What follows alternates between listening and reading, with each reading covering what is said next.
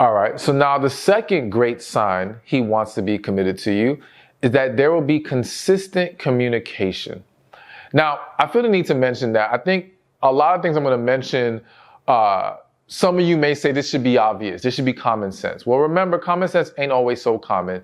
And the reality is that when we are emotionally invested and we desire something very strongly, it becomes very easy for us to start making excuses for people. It becomes very easy for us to overlook red flags. So a lot of what's being said, a lot of what I say in all my videos aren't things you don't know or never heard. It's things that you may need to be reminded of. It's bringing it back into focus for you so that you realize, wait a minute, I have been overlooking this glaring issue and I need to address it and determine if I can move forward with this individual, all right? So going to the point of consistent communication. Now, I will say this, I'm a little biased with me saying that I understand sometimes people are busy. and I'm saying this because I know I'm a busy guy, but we always say people make time for what they really want, all right? And though I do believe that some individuals have less time to give, they will still carve out time for someone they're serious about, all right? And so I've yet to see a man who wants to, again, the key is he wants to commit to you.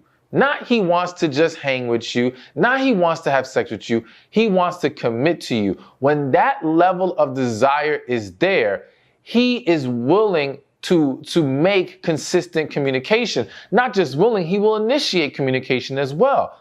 He wants to see you, he wants to talk to you, he wants to draw closer to you. So he will find ways to create those opportunities. But I also feel the need to mention that you've got to remember that it's not only on him, all right? Far too many times I see women with the mentality of, if he's serious, he should be calling me. He should be initiating with me. They'll say, or something will happen and they'll come to me. I haven't heard from this man in 3 days. I'm done. And I'll ask them, but did you reach out to him in those 3 days? And the answer is no. And some of you may say, well, nah, why should I have to reach out? Because this is a two-way street. We're trying to build something together. And there's some situations where the man can be really into you, want to commit to you. However, if he's feeling like you're not giving the energy that he's giving, that you're not interested in him as he is in you, then that can cause some men to pull back. Also, I have to mention this, and this is something that I plan on addressing more and more on my men's channel, is that unfortunately a lot of men are being taught some game playing, the same way some women are. So the same way women are being told, make him miss you and, ignore him for a couple days and blah, blah, blah. Men are being told that too. And so what's happening is you have individuals who, even in being genuinely serious about someone, engage in these little tactics and games, hoping to gain back that person's attention, all right? So the man pulls away, not because he doesn't want to pursue you, but because he feels like he's coming across as thirsty and you're not, again, reciprocating. Now, this isn't to make excuses for the man doing that. That isn't in any way to say it's acceptable, because as I said, I'm going to talk more about to men, and as I do to you, that this is not the way for us to do things, all right? But I'm mentioning it for you to understand this is why you have to make sure you're doing your part. Now, when you can say you've been doing your part and this man pulls nonsense like that, that's different, all right? But if you have not done your part yet, you can't just put it all on him.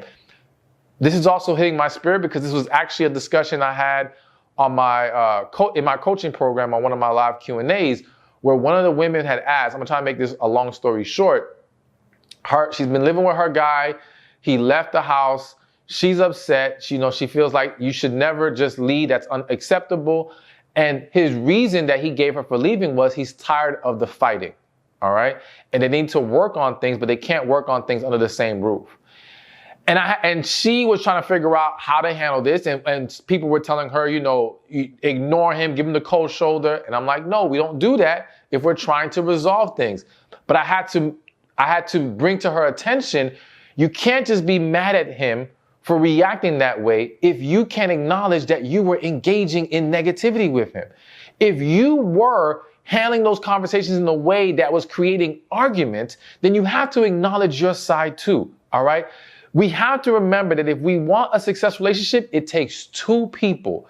Do your part and hold yourself accountable, hold them accountable, all right? And when you know you can say, I've been doing what I'm supposed to do, taking the right approach, and they're not matching you, now we know they need to go. But bottom line is, communication will be consistent when that man wants to commit to you. Hey, thank you for watching this video. Be sure to check this one out right here, and I'll see you there. Now, number 6 is he will be able to lead you with love. Now, listen, I know some of y'all may be a little sensitive to the topic